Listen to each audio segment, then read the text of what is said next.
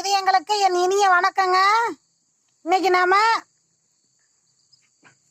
ஆனியன்ல என்ன செய்ய முடியும் அப்படின்னு பார்க்கலாம்.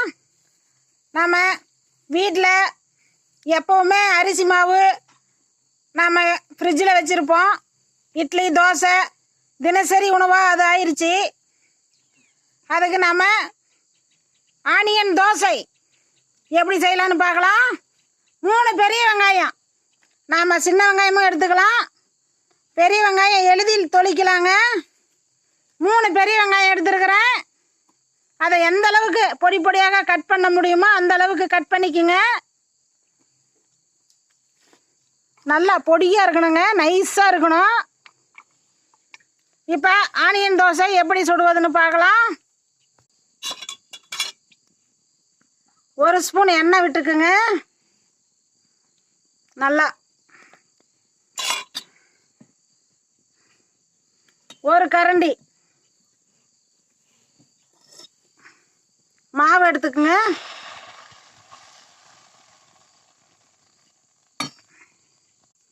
மொத்தமாகவே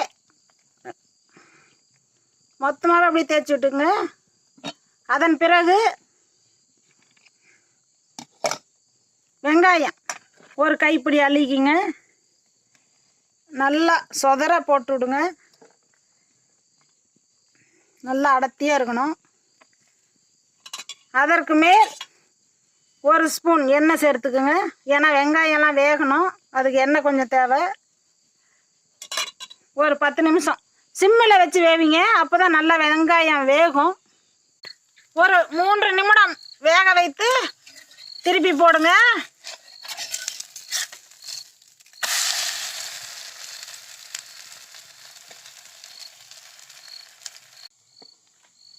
பாருங்க நல்லா வெந்துருச்சு.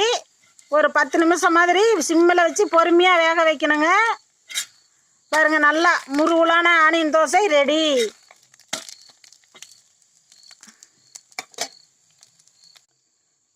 நாம் ஆனியன் அதிகமாக சேர்த்துக்கிறதுனால நல்லா பசி எடுக்குங்க.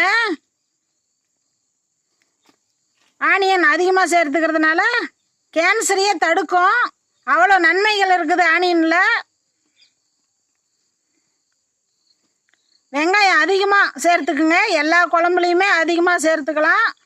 குழந்தைங்களும் சாப்பிட்லாம், நாமளும் சாப்பிட்லாம்.